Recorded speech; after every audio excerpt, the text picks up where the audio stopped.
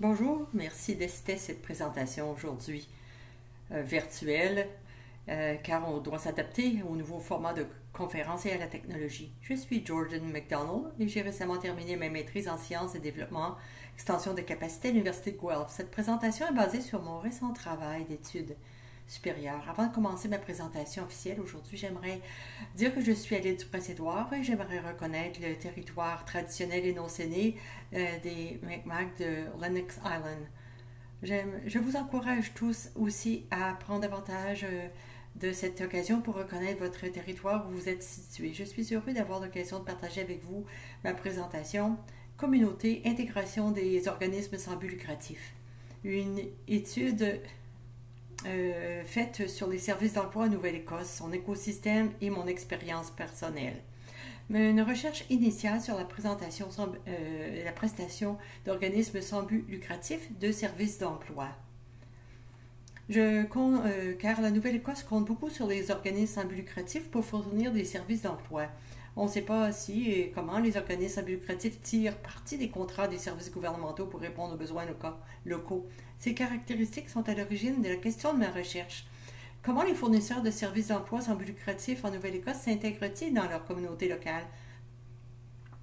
Comme mise en contexte à ce projet, j'aimerais partager avec vous l'écosystème des services d'emploi en Nouvelle-Écosse. Aujourd'hui, cet écosystème est composé de 4 organismes piliers. Ministère du Travail, Enseignement supérieur, par l'intermédiaire aussi de Emploi Nouvelle-Écosse, des titulaires de contrat Nova Scotia Works, qui comprend 17 organismes sans but lucratif et à but lucratif qui offrent plus de 50 points de service dans toute la province. Le Centre d'emploi et d'innovation, c'est une organisation nouvellement créée qui se consacre sur 4 domaines clés. La Nova Scotia Career Development Association, qui est une organisation sans but lucratif. J'ai complété ma collecte de données originale pour explorer la question clé de ma recherche. J'ai réalisé des entretiens téléphoniques avec des représentants de 9 entreprises en Nouvelle-Écosse, Nova Scotia Works, les titulaires de contrats et 3 personnes d'organisation, pour un total de 12 entretiens. Par conséquent, il y a quelques limites dont les gens doivent être conscients lorsqu'ils interprètent ces résultats, parce que, entre autres, je n'ai pu parler à un représentant du gouvernement. Donc, on doit en tenir compte dans les données. Et les entretiens aussi ont été faits avant le COVID, la pandémie, qui a influencé beaucoup notre région. Pour présenter les résultats du projet, j'ai créé un cadre conceptuel qui identifie les ensembles interdépendants d'activités et de fonctions qui aident les organisations à s'intégrer dans la communauté de services. Connecter, être présent, internaliser et opérationnaliser.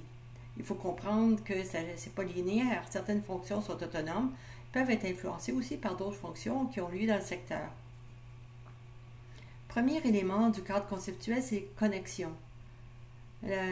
Ça saisit les activités qui dépassent les limites de l'organisation pour recueillir des données et des informations et favoriser les relations et les partenaires avec d'autres organisations dans l'environnement local. La mise en relation promeut également l'idée que chaque organisation a des limites organisationnelles ouvertes qui favorisent l'échange d'informations. Il y a 4 caractéristiques à la connexion: réseautage, relations, mise en place personnelle. Voyez les connexions professionnelles. L'organisation construit avec d'autres organisations. Il s'agit de collaboration avec des organisations piliers ou d'un engagement avec des départements non piliers, des agences, des organisations à but non lucratif. Le personnel a un rôle de connexion dans le cadre de ce travail, ainsi que ses activités professionnelles. Les employés sont souvent des bénévoles de la communauté dans des organisations comme des associations scolaires, des groupes de santé, des clubs sociaux. C'est l'occasion pour ces personnes de faire profiter l'organisation de l'expérience acquise dans le secteur public. Les membres du conseil d'administration d'une organisation sont souvent des employés ou des bénévoles d'autres organisations sociales à but non lucratif, de services ou des champions au sein de leur communauté pour d'autres causes connectées. Certains membres du personnel de l'organisation peuvent également être membres de conseils d'administration d'autres groupes à but non lucratif. Ça crée un lien entre les membres d'OBNL et le secteur communauté. Enfin, la communauté de mobilisation Nouvelle-Écosse, les centres de travail peuvent être comblés par des membres de la communauté, de manière directement liée au mandat de service aussi. Ça peut faire aussi le lien avec les activités liées à Nova Scotia Works, comme les salons d'emploi, les événements. Le cadre conceptuel reflète la façon dont l'organisation se manifeste ici. Être présent, l'espace qu'ils occupent, que ce soit physique, numérique, psychologique. Les organisations professionnelles qui exploitent des centres de travail en Nouvelle-Écosse deviennent membres de la communauté, font partie de ce tissu économique. Il y a 3 caractéristiques à être présent. Tangible, intangible, comprendre. Tangible représente l'environnement physique bâti dans lequel l'organisation opère. Et il peut s'agir aussi de la proximité d'autres partenaires communautaires, services connexes ou l'accessibilité réelle à l'emplacement. Il s'agit de la proximité d'un centre-ville, aide à l'accessibilité proposée dans l'établissement lui-même. Intangible reflète le fait que les titulaires de contrat interagissent également avec leur communauté par des moyens physiques, notamment par des listes Internet et d'autres aussi programmes. De nombreuses organisations ont également fait état de l'utilisation intensive de réseaux sociaux, notamment la page Facebook. Il faut comprendre les personnes et les organisations avec lesquelles ils travaillent, par exemple en effectuant des recherches sur les données du marché du travail afin qu'elles puissent avoir une meilleure idée de la communauté, en apprenant à connaître les clients grâce aux interactions. Et aussi, le personnel est également présent dans la communauté, possède des connaissances locales. Ça se traduit par le fait qu'ils peuvent faire partie du tissu social, comprendre, nuancer les changements dans la communauté, anticiper les événements. Et la 3e partie, c'est l'internalisation. Ces activités donnent l'occasion à l'organisation et au personnel de réfléchir sur ce qu'ils ont appris en se connectant et en étant présents. Elles permettent également aux titulaires de contrat de considérer les caractéristiques de l'organisation par rapport à son contexte local, par rapport aux acteurs présents. Il y a 2 caractéristiques, le créneau et l'intégration. Le créneau, c'est important de voir qu'il propose un certain nombre d'organisations qui ont des vocations sociales.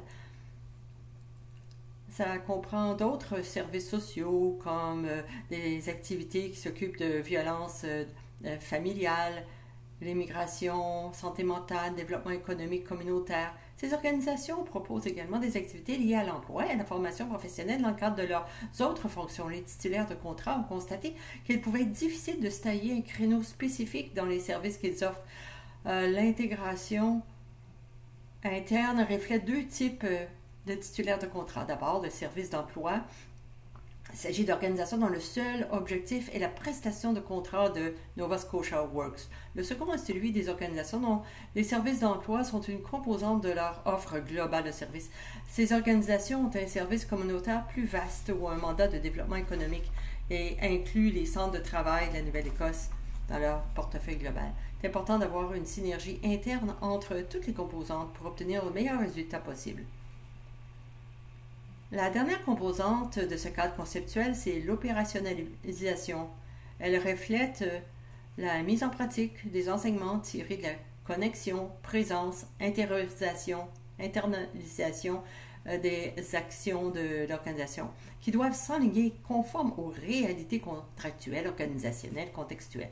C'est également important de noter que ces centres de travail en Nouvelle-Écosse offrent le même ensemble de services de base dans toute la province. Cependant, certaines organisations peuvent adapter leurs services pour répondre aux besoins locaux par le biais de différentes formations. L'opérationnalisation a 3 fonctions de base, dont Nova Scotia Works, Suite of Services et le centre de travail dans sa communauté. En ce qui concerne la suite des services Nova Scotia Works, il s'agit de l'ensemble commun de services que tous les titulaires de contrat doivent fournir à leurs clients. Ça comprend les ordinateurs, ateliers d'orientation professionnelle dans les centres de ressources, programmes de formation, possibilités de financement pour les demandeurs d'emploi et les employeurs. Ces ateliers et programmes de formation sont également offerts en fonction des besoins. Au-delà de Nova Scotia Works, certaines organisations offrent des programmes supplémentaires qui s'alignent sur leur propre mission ou en réponse aux besoins de la communauté. Par exemple, certaines organisations déclarent organiser des festivals multiculturels, l'accueil de nouveaux immigrants, le partage de repas. D'autres exploitent des entreprises sociales qui aident à agir en tant que groupe de formation et offrent des opportunités pour les individus qui veulent avoir un emploi. Le rôle de Nova Scotia Works est un peu plus descriptif et contient plus de détails. Il semble y avoir deux points de vue sur le rôle du fournisseur de Nova Scotia Works dans la communauté. Selon le point de vue le plus proche, c'est que les titulaires de contrat se concentrent sur les services d'emploi et respectent les exigences du contrat. Mais certaines organisations ont un point de vue plus large. Dans ces cas, l'organisation se considère comme un agent de changement social et communautaire. Voici quelques exemples du rôle élargi de certaines organisations dans leur communauté, au-delà simplement du rôle de centre de ressources pour l'emploi. Je vais laisser quelques secondes si vous voulez regarder les citations, mais je vais partager celle-ci en bas. Je nous vois comme l'organisation qui reste forte et aide à redresser l'économie. Ici, il est clair que ce répondant estime que son organisation participe activement au développement économique local de la région, à l'évolution des conditions sociales de la communauté. Il participe activement au changement et aide cette communauté rurale à rester forte dans les situations difficiles. Voici quelques autres exemples de personnes interrogées sur la façon dont elles voient les centres de travail de Nouvelle-Écosse dans la communauté, le rôle qu'ils jouent dans le tissu social global. Une des citations concerne le personnel de l'organisation. Les répondants ont dit que c'est parce qu'ils sont ici, qu'ils croient en leur communauté, qu'ils ne veulent pas la quitter. Ça montre que les membres du personnel, les bénévoles, les membres du conseil d'administration sont tous vraiment investis dans leur communauté et dans la région. Ils veulent qu'elle prospère. En résumé, les résultats présentent un modèle conceptuel des fonctions d'intégration de la communauté où chacun travaille indépendamment des autres. Les activités de connexion travaillent souvent à la collecte d'informations qui crée un cadre dans lequel l'organisation peut être présente. Elles alimentent également le processus d'internalisation et informent les nouvelles pratiques exécutées ultérieurement en étant présents, mettant en évidence des influences physiques sur la manière dont une organisation peut s'engager dans les autres types d'activités. Internalisation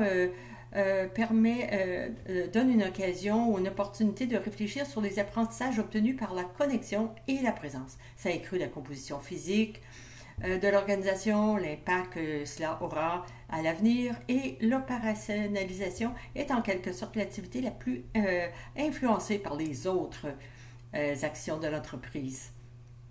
Et la décision de mener à bien ces activités est le produit du processus. Le rôle de l'organisation dans sa communauté est également influencé de cette manière. Alors, qu'est-ce que ça signifie pour moi? Cette recherche permet de dire que les centres de travail de Nouvelle-Écosse sont des organisations génomiques qui représentent différentes façons pour les organisations d'exister dans leur communauté, de mener à bien le travail qu'ils identifient comme étant important pour leur communauté, au-delà de Nova Scotia Works. En parlant aux membres de l'écosystème, je comprends que les centres, les organisations en particulier, sont attentifs aux besoins des communautés. Je n'ai pu qu'effleurer la surface du sujet en matière d'organisation sans but lucratif offrant des programmes gouvernementaux dans les régions rurales. Ce projet laisse donc quelques sujets de recherche à approfondir, dont l'influence des organismes bénévoles sans but lucratif sur le développement communautaire, les conseils d'administration, la prestation des services gouvernementaux, le développement des carrières comme étant le développement communautaire. Donc, ça peut s'appliquer aussi à d'autres juridictions, à d'autres contextes. J'espère qu'à l'avenir, je pourrai appliquer ce modèle ou ce cadre conceptuel à d'autres situations pour voir s'il y a des différences ou si c'est plus uniquement lié à l'écosystème des services d'emploi de Nouvelle-Écosse. Je vous remercie d'avoir écouté ma présentation aujourd'hui. J'ai hâte de discuter avec vous lorsque nous nous reverrons virtuellement plus tard en septembre. Alors, d'ici là, merci beaucoup et bonne journée.